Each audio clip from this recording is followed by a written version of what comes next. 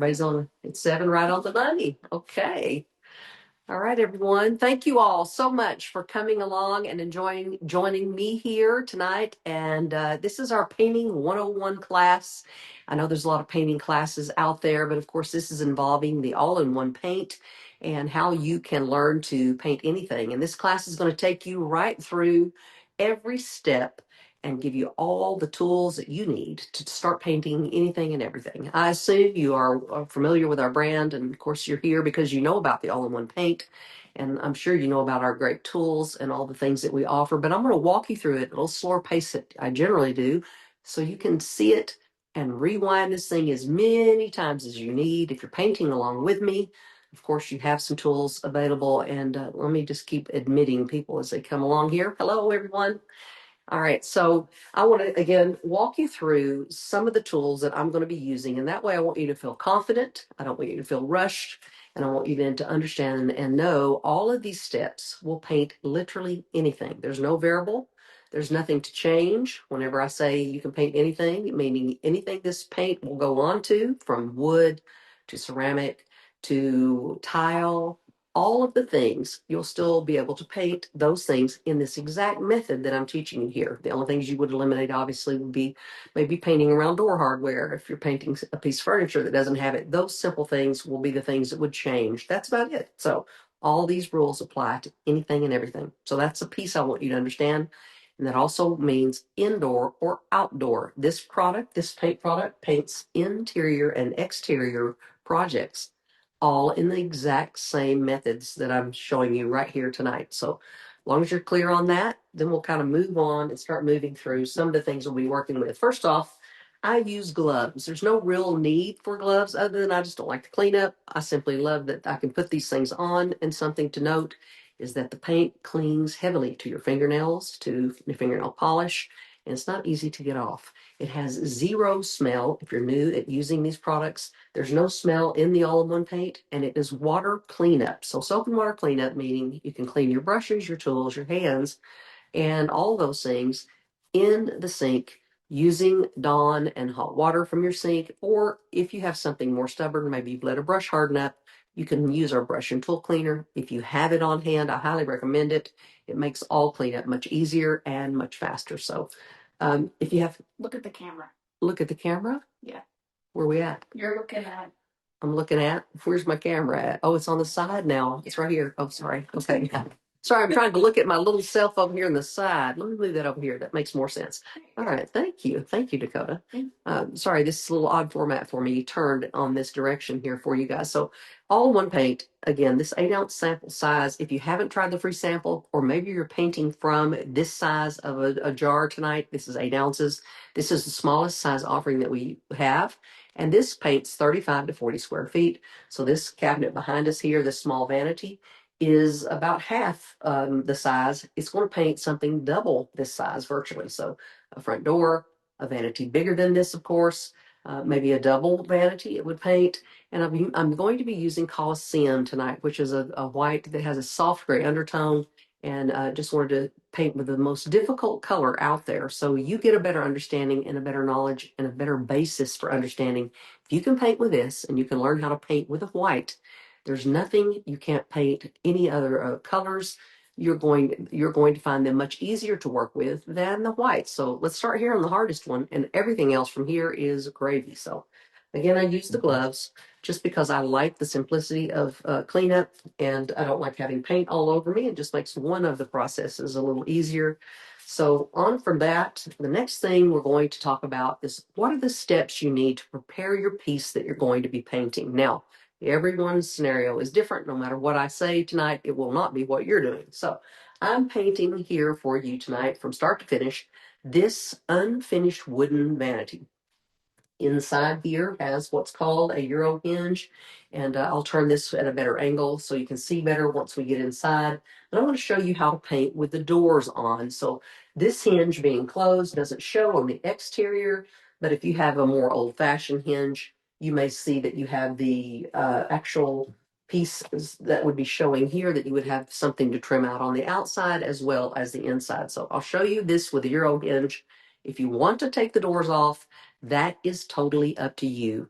But I find it's much easier to paint with the doors on. So there's a big argument out there among the paint world, painting with the doors on, painting with the doors off. But once I show you using these great tools, using our trim tools here, all the little brush set that we have, this is a great way to do it. Time saver, and certainly a lot of stress. When you finish, you can close the door and be done with your project. You don't have to worry about hanging doors back, putting on hardware. Everything is right here. And these particular hinges, these Euro hinges, I like to always make note of that. These look so easy to pop off and to pop back on.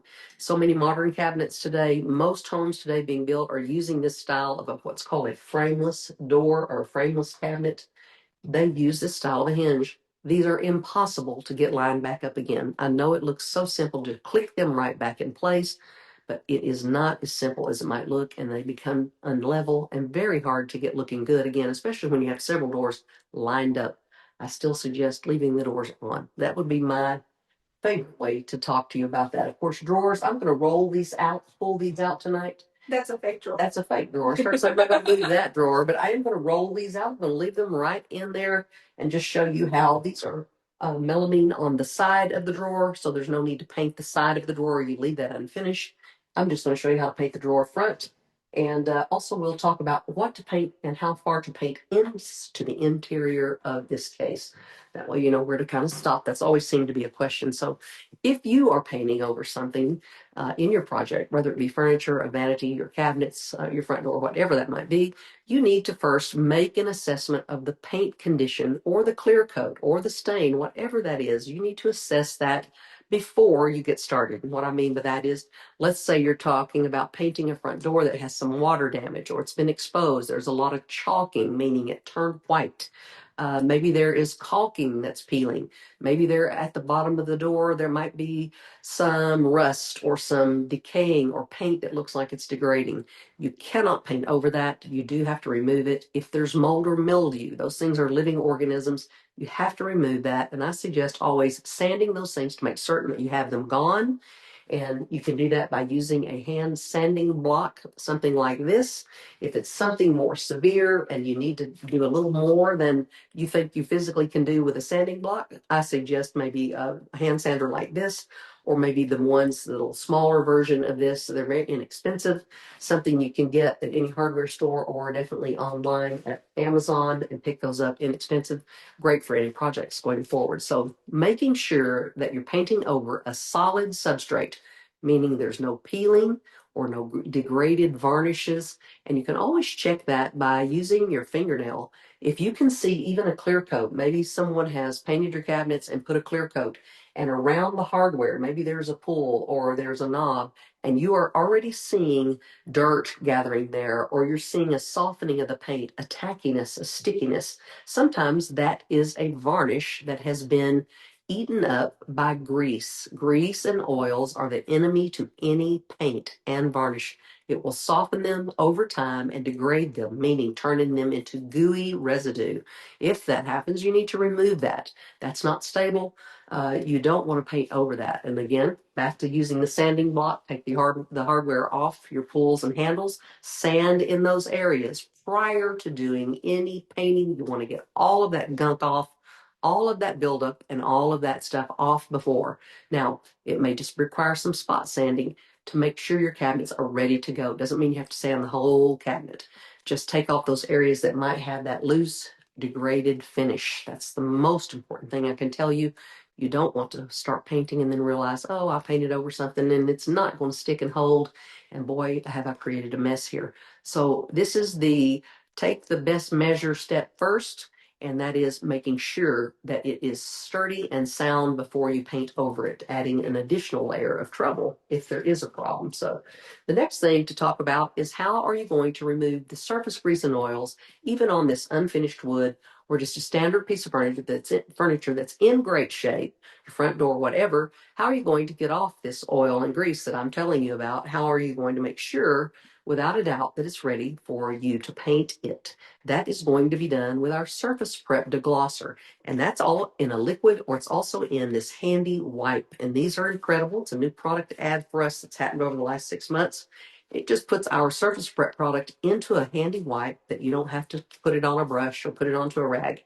Allows you then to easily go and wipe down your piece, just to know that even if this brand new piece has been in a building yard or been at Lowe's or Menards or wherever it was purchased from, it still has all kinds of buildup on it. And you can see that right here. This is brand new. You can see how much junk is on that already. So if you were to paint over that, that's going to be debris that's in your paint. So you don't want to paint over anything that's foreign or anything that might inhibit the bond of paint. Remember, oils and grease, that would be something you could say in a hardware store or in a warehouse store like a Lowe's or Home Depot. They're running diesel equipment up and down the aisles all day long, produces an oil-based residue that lands and settles on everything that's exposed. That is oil, even though that looks really clean and really dry and porous and just ready to paint like a sponge. It really is sitting there covered in filth. So you want to make sure to wipe that off. So better safe than sorry. So that would be one thing I would always talk about getting off, and let's just wipe it down real good. The coat's already wiped on it some for me. So I'm going to go ahead and wipe this down and get it ready for our paint process. The other thing as we go here, I want to be sure and talk about is using tape in the process. If you're one of those people who would like to tape off things, meaning if you had a vanity top here that you want to make sure that wasn't going to get hit with paint in the process, using painter's tape, always my favorite.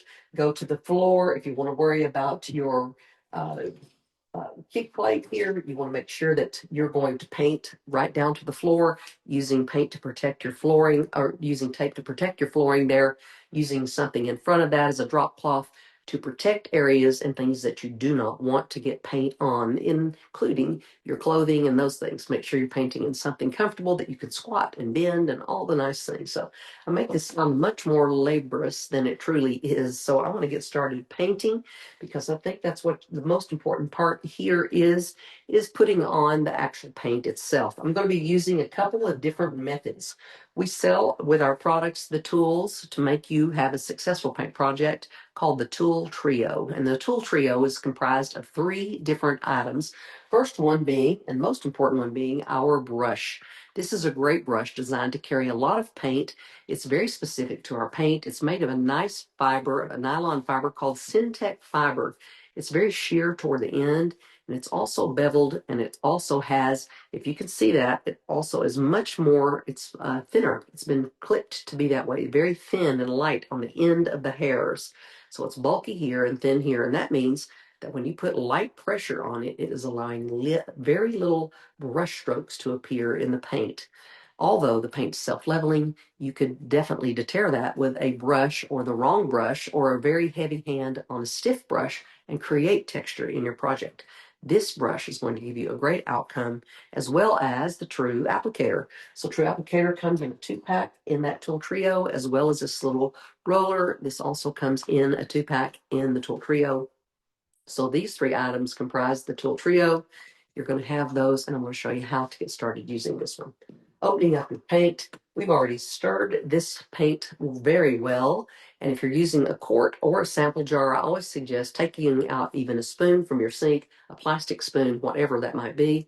The paint's obviously going to wash away, but stir it very well from the bottom, making sure that you're getting in there all the things that might settle here in the bottom are the solids from the paint. You want to stir those up well. Make sure that you're agitating them back into the paint before you get started. So all the good stuff's going to go to the bottom sometimes, especially if it's sat on the shelf for a bit. Let me get down here and get my gloves, and I'm going to get started on the actual project and teach you what I call the brush and roll technique, as well as getting started putting on this little coat we call the ugly coat right here. And that's my main one that I want to show you the most. And I can't believe I can't get this thing to blow back up, and I want to see this so much so I can see what I'm doing with you. That's not going to worry me anymore. So you all ask questions. If you want to chat with Dakota, she's sitting here. If you're able to just put a message into the chat. You see the chat feature there if you touch your screen, and you can send us a message, and we'll be glad to answer any questions. Oh, thank you. She's put it up here where I can see. I will make sure I'm in your screen. So this paint, again, the color Coliseum, a very soft white, and it has a soft gray undertone. One of our most popular whites that we sell. And I wanted to use that one tonight again to demonstrate to you that if you can learn how to paint with a white, you can conquer anything that you want. So we'll do two things. I'm going to start off painting drawers and show you using this little device, the True Applicator, and how I'm just going to turn this right up onto the actual jar itself. Once I have that loaded, I'll take that right to the project. Now, this is after you've cleaned, you've decided that you've got a good surface to paint on. We're going to go right in for what we call the ugly coat. Now, this is a very kind of a dry surface here, so I want you to see how quickly we're going to make fast tracks on this thing. Doesn't take long, and if you were working on a bed or spindles or a chair, any of those things, using this tool, you can see how quickly you can get the job done. We'll be opening the doors, so don't panic out there. You just do what I do, and then I'll show you how to open the doors back and get in there. Whether we're going to do it with a True Applicator or with a brush, we'll decide here in just a moment. But just keep loading the brush the same way. Just kind of rub the paint on. Don't put an enormous amount on. We're not trying to kill it all in this one coat. You can put pressure down into the grooves with your finger, with your glove-coated finger, and push the paint right down into all the little recesses there. So it's a great little tool for getting into small areas and things you can't reach real easy. So you can really move quickly with this tool. Again, it's called the True Applicator. It also doesn't produce any runs. So you can see how spot-free, and everybody always comments about how I don't get paint on me. But that's not always the case. And I just dripped a little here, didn't I? Right as I say that, I can make a drip. All right, so I want to show you this and get on two coats on this door with you tonight. So I want to show you the whole thing finished with two coats during our conversation here. And again, so you can roll it back, look at it online, and have this as your reference guide. Anytime you need to paint something, you'll always know. So something I like to have on hand, keep one of your wipes. When you get something somewhere you don't want it, get a little on some hardware, take a wipe, just have that handy. If you ever painted with your mother, she would always say, honey, keep a wet rag around somewhere. This is your wet rag, okay? That's the rag you need to keep on hand. So I'll go wipe my spots like on the floor. Don't put that above me. Okay. So I'm not even going near that hardware. But notice I did go around the bottom of the door. I'll rub this sponge right around there. Got a little True Applicator underneath. Same here. I'm going to these drawers, go around the edges. Can you see me there? Yep, get that corner. You can see me good? Yep. Okay.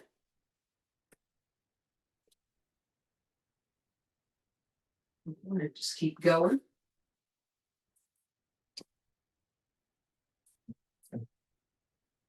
We need to do a time in one of our paintings again, because I would like for myself to even know how long this takes to actually get a coat on my drawer front that don't move. Or maybe we'll for test here. The big sides are easy. Getting the smaller areas.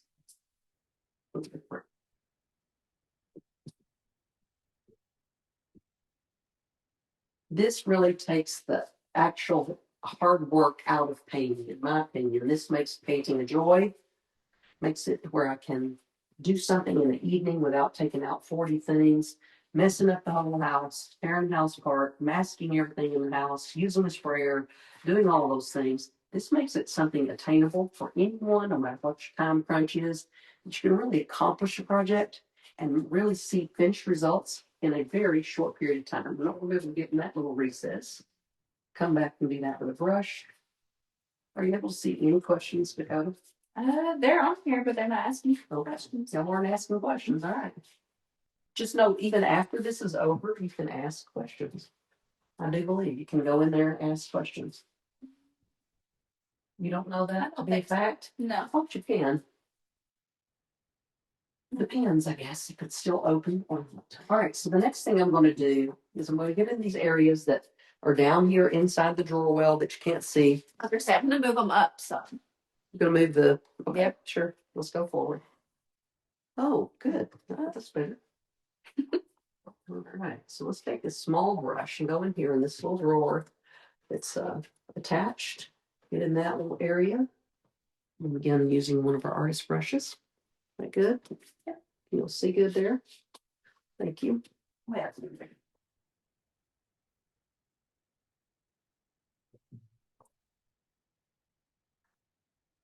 And get behind here, behind this drawer. I could pull this drawer out and take it off, but I'm leaving it on so you understand you can do it either way. It's up to you in your project. You may not even have a drawer. But if you do, you can address it in or take it out, either or. So now this is raw wood. Just so you know, you're not maybe going to be painting raw wood, but if you are, you will know it doesn't have to have a primer. If you do want to use a primer, you'll hear people say, yes, you can use a primer. No, you don't have to use a primer using this product. This product contains its own built-in primer. It contains a bonding primer. There's lots of kinds of primers, just so you know. This product contains a bonding primer, meaning it is going to make the first initial bond just like a primer. There's no need to put on an additional primer. The primer is the one going to make the initial bite or the hold or the bond. This paint contains a superior bonding primer. So if you choose to put on a primer, that's the product you're relying on to make the initial bond. So I always want to tell customers it's better to use this product because it has a superior bonding ability, much more than any bonding primer out there. This product already has it built in. That's one of the features of this paint. So if you choose to buy a primer and add additional layers to your project, additional cost and time, you can do that. But I would highly advise you using this product as its own primer.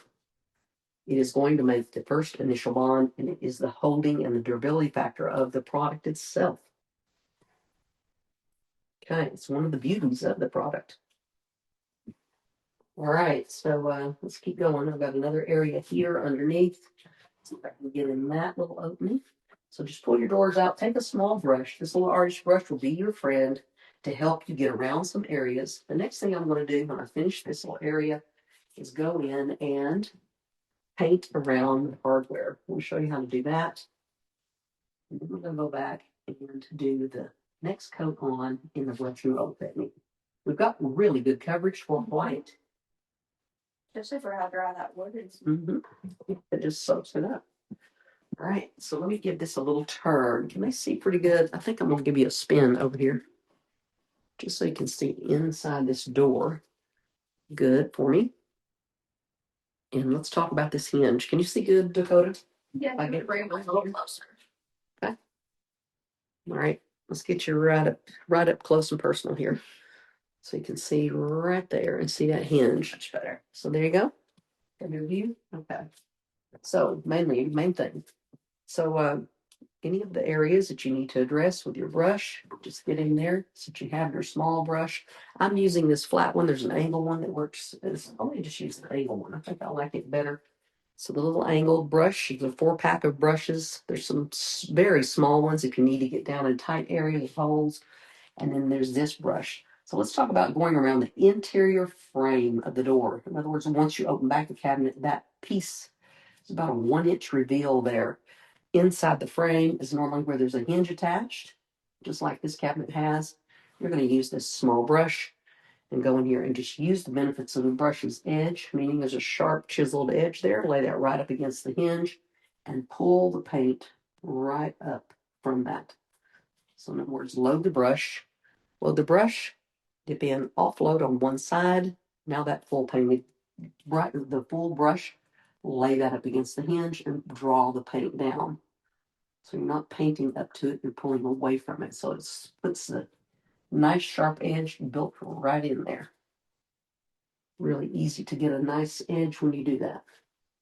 So underneath there's the edge. Let's get that. Get everything possibly covered here. All right, so next thing, again, we're going to do the same exact way to load the brush. You're going to dip in. You're going to offload on the side of the jar, lightly pressing. And then you're going to go right in here and use the chiseled edge of that brush to get right into that little tight area. The place it fits, again, pull down underneath. Then you're going to work kind of upwards here. Chiseled edge, lay against there, loaded. on one side, offloaded onto the jar just the same way. Brush it out. And then come down this long side here. Super easy and fast to get this done. And use the brush hairs to your advantage. If you need to go around a little soft rounded contour, take that longer side of the brush and let it lay in there and let it do the work for you. So now there's a little tight area here, like right here above this curve, this little contour. I'm going to use this brush just to show you a little difference in using one here. This is a pointed, like a line maker brush. Just find some support for your finger here and just cut it right in using the hairs. And again, let the bristles do the work. Anything tight, get anything on it, and touch it and remove it with your wipe or your glove. Some other areas, little tight areas like that, use your liner brush and get in there and just knock them out real quick. Make sure you don't leave any unpainted areas or anything that might run or drip. Knock it off too. Okay, what else we got here? I think we're about ready then to turn it on the inside and put on a coat, a full coat using a brush and roll. And I'll go ahead and do this other hinge since I have you here, and just do one more so you got two to look at. Deb, I think is her name. She wants to know how long it takes to dry before you put on the second coat. Deb, thanks for asking. Great question. This paint on this particular cabinet, because we're working on this unfinished wood, it's soaking up all the moisture out of the paint really quickly. So I'll give you a general. Right now, we're ready to put on the second coat, but that might not happen for you depending on what you're painting. So I always say paint when the paint is dry to the touch. When you can touch it with your hand and there's nothing coming off on you, it's ready for the second coat. Sometimes when you're painting things that are a laminate, plastic basically, when you're painting things that don't absorb, you're not going to see them dry as quickly. Of course, humidity and all those things are factors in how quickly paint dries. So if you're working in a day that's raining outside, you may find that it doesn't dry as quickly. I always want to caution you about painting with a fan on you because this paint does work fairly quickly and dry fairly quickly. You don't want to hurry that with a fan. It's going to cause you to have texture in your paint, and you need it to flow and you need it to move and stay fluid. So you don't want to rush the drying process by putting on a fan. Ooh, yes. Nice. Waking y'all up out there, making sure you're awake. All right, so we have a few areas that have a little pooling from our putting on with the true applicator. So let's just run our brush around there and kind of dry those up before we put on our next coat. Make sure we've got everything painted well on the side. Got an area there. Straighten them up. So What's that? I'm gonna straighten that. Camera back. Okay. All right, just giving it a good look over here. And running our little brush around before we move on to the brush and roll. Good now? Great. Perfect. Good. Okay, so the most important technique that I want to share with you tonight is to me, the tool and the best tool for you if you're going to start painting things will be the best method to learn to paint literally anything, brushstroke theory, if you use and follow these simple techniques.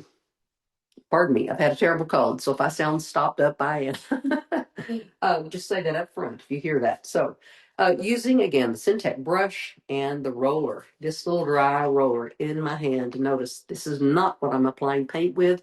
This is going to be for my technique called brush and roll. So, using the paint, I'm going to show you first off how to properly load your brush, just like I did with the small brush earlier. You're going to put the paint onto the brush, and you're only going to go down that far. See that from the side? You're only going to go down about a third of the way of the bristle. So you don't want to go any further than that. And you're going to softly offload the paint. You're not going to apply any pressure. You're just going to softly offload so you're not dripping to your project. The next thing you want to do is start brushing on the paint.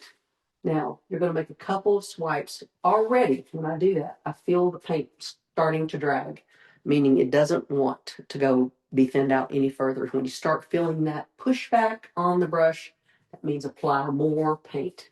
You can feel it instantly in the way the paint starts to feel in your hand. You may not know that in the beginning as a painter, but once you start to feel that tension happening, that means put on more paint. You don't continue to thin and thin and thin.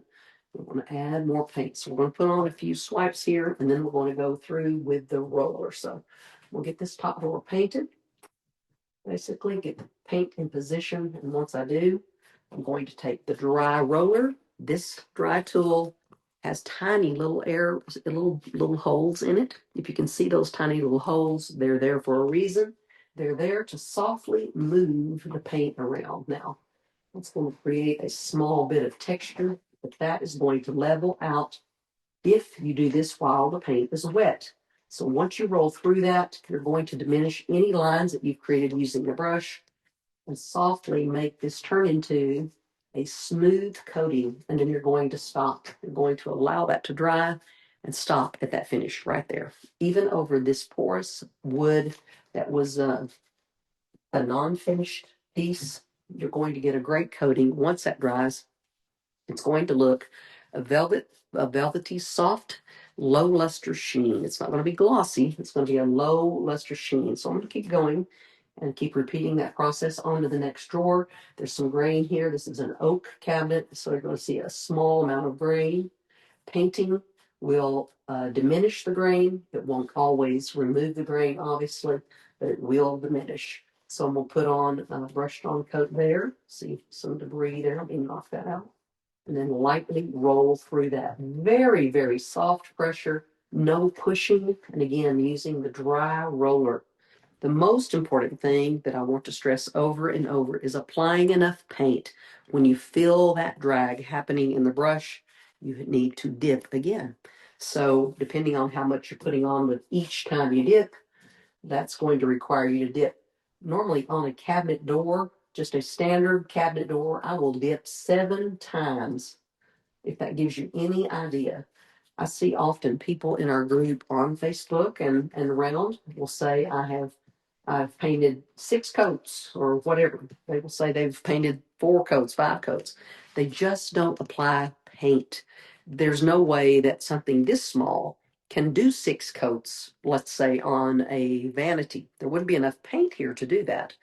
But if you're dry brushing it, there would be. So that's the problem when you see that, because you can quickly see here that we've covered this greatly in just really with this first coat going on with the food applicator. And now we've got full coverage going on here using the brush and roll technique. Just applying enough paint, not that it's running off the cabinet, but just enough paint for allowing the paint to have enough to cover the surface. All right, guys, feel free to ask questions. Picking up again some other debris here. What in the world is that off of? I think it's the Maybe off my table or something.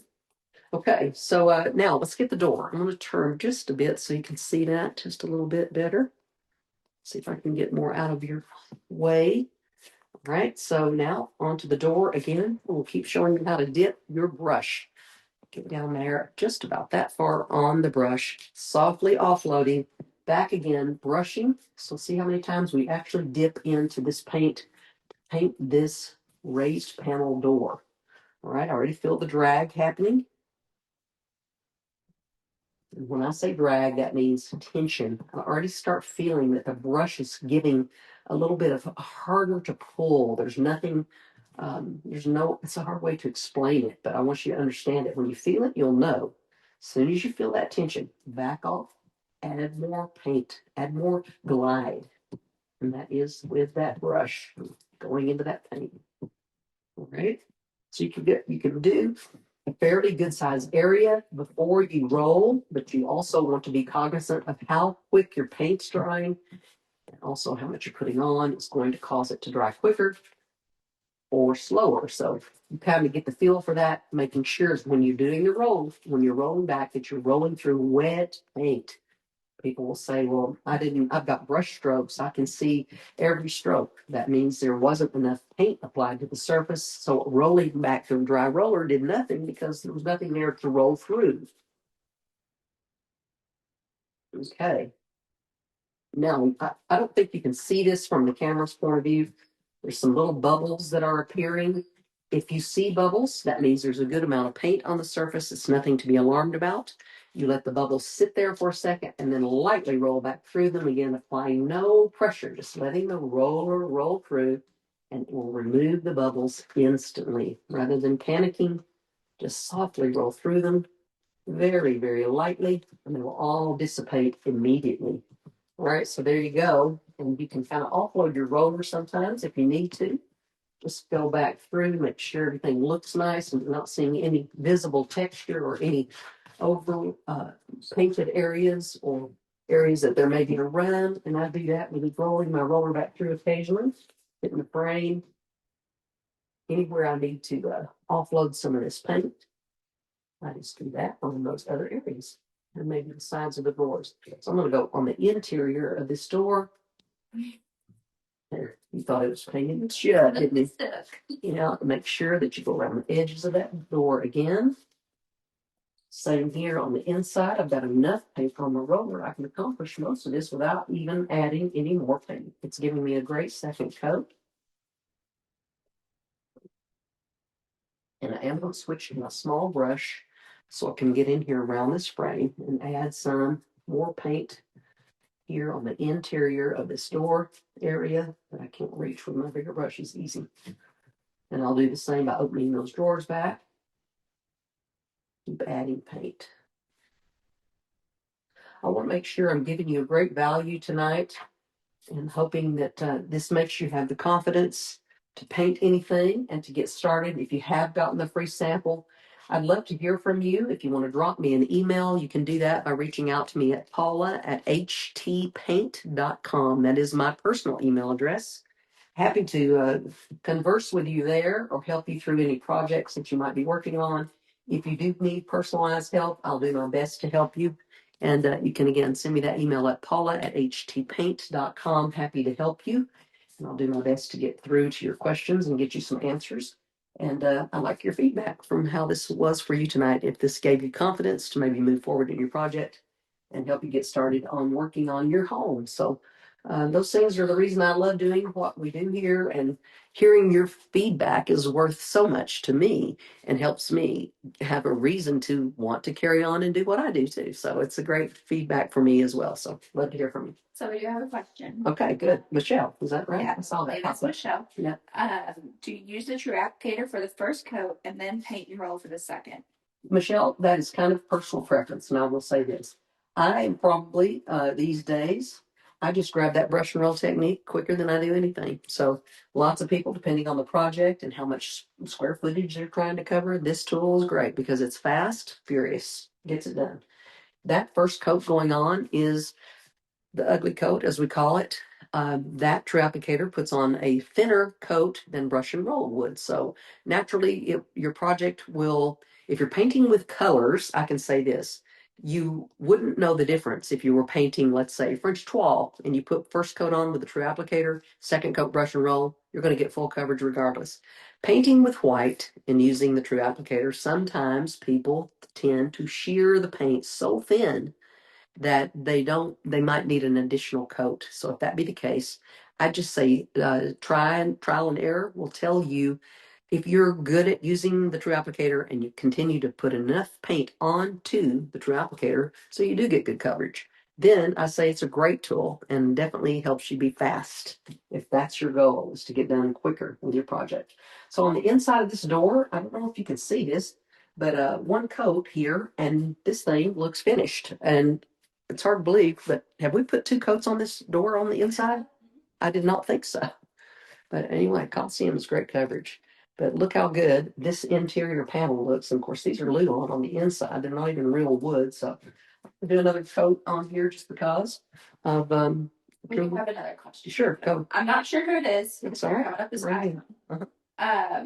after it's dry and it gets scratched, how do you paint over it again? After it's dry and it gets scratched. So let's talk about something before that, and I'll get around to answering that question as well. So paint is water-based, meaning that the biggest part of this product of any paint or waterborne paint is water. So paint is the vehicle to paint is acrylic resin and water. So water is what's causing it to be a liquid. And if you don't have water, of course, you'd be painting with a paste. So we have to have water, but water is also going to make the paint not strong. So that water has to dry out or wick out of the product. When it does, when it goes away, when the water evaporates, what's left behind is the film, and that is the coating left on the surface. So all that technical talk means one thing. Paint is soft and tender, and that's why it feels cool to the touch. If you were to touch this right now with your hand, you'd feel that there's a coldness. That's the water that's still in the porosity of the paint. So that needs to come out. And as soon as you touch this and it feels like it's no longer a full feeling or where you can feel that cool clay feel to the paint, that means the paint is going through the cure process. It starts happening immediately as soon as it hits the air, but that process from start to finish generally takes about 30 days, depending again on humidity and what you're painting. That doesn't mean you can't use your product during that time, but it means treat it softly and nicely the first day or two just to make sure that the paint's curing on the surface well. You may have the air conditioner running, you may not. You may be in Florida, you may be in the rain. All of those things are generalities. So we have to speak in broad brush terms here, not knowing what you're doing, where you're doing it, what you're using, and such.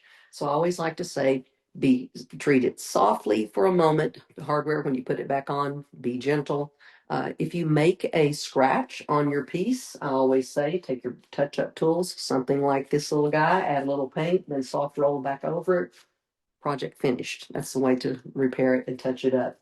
If you have areas around your hardware and such, and maybe over time you've seen that you've got areas that maybe you didn't get them cleaned that well, and you thought you did, and maybe you didn't realize you had a degrading varnish and such around a garbage can and something in the kitchen, those things, remove that hardware, make sure you clean it well, and start again in that area, making sure using a sanding block, sand away anything there that might have been degrading by grease and oils, wipe it down with a surface prep cleaner, then go back and paint back with your paint that you have originally purchased. I always like to warn you and to let you know that when you're buying paint for kitchen cabinets, no matter who you're buying it from us or from anyone else, make sure to always get more than you're going to need for your project for touch-ups along the way. So anything can be damaged. Any product's going to a kid run a tricycle down the side of the cabinets and such. You need to be able to touch that up. So using this product, using your exact batch that you have when you painted the cabinets, reach down there, get a little touch-up paint, back to your cabinets looking perfect. So or your piece of furniture over time. So there's no product that's impervious to damage.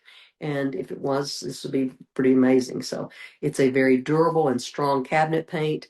It works again for interior and exterior without using a top coat. And I want to go back and talk about that just a minute and how important not putting on something additional on top of the paint. And for those very reasons, talking about touch up and those things to keep something looking new, just like your car, you want to be able to always have a rock may fly up and hit your beautiful black vehicle or your new car and damage it. So it's hard for you to go in and buy a touch-up paint and a marker and touch that up without always being able to see it. Have you ever noticed you'll always see that touch-up? It may make it not as obvious, but if you touch it up with that black marker, you'll always see a different sheen. So same with the cabinets. If you add on, like a car would have multiple clear coats on top of that paint that was sprayed onto that original metal case when they painted that car. So just like your cabinets, if you added layer after layer of different coats over the top, thinking you're adding protective coating over it, the truth is it's kind of equivalent to fingernail polish. Have you ever tried to salvage a old manicure by adding on some clear over your fingernails that were maybe looking a little beat up? All of a sudden you've got this buildup of goo and gunk and soft underneath, and you just can't wait to get all that off. It's the same with painting cabinets. Less is more.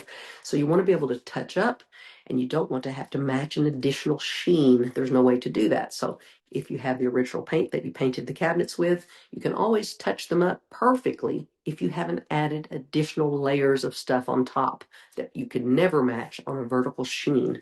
So all that said, hopefully that is great info for you and will help you understand that you can always touch things up, keep them looking brand new, keep some touch-up paint underneath, keep it airtight and out of sun and cold and freezing or hot temperatures. Just keep it under the sink, put it in a small area and a dark area in the back. Make sure that lid's on tight, and you'll always have great paint to touch up if ever the need arises. So I hope that's been some information for you and given you some great food for thought and some tips on how to get started painting literally anything.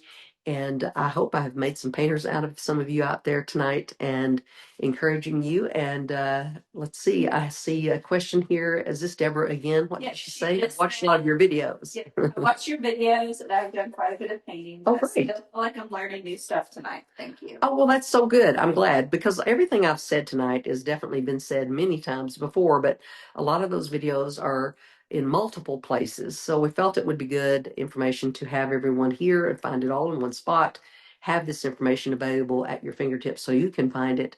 And we'll also have a printable available tonight for everything that we've gone over. And we'll have that in a link and we'll send it all to your emails. We have those and we'll send you out this printable that you can save and put out there if you just need something to glance at along the way, just for your own mental peace of mind as you're rolling through it. It's pretty easy. It's just a 8-step little document here that just says do this, this, this, and this. And that kind of makes it easy for everybody so you don't have to read directions, put your glasses on. It's written pretty big and makes it pretty easy for you to get through the material. I hope, again, that's encouraging for you. If you have your thoughts or any other questions that I haven't answered for you tonight, I hope you reach out to me at paula@htpaint.com.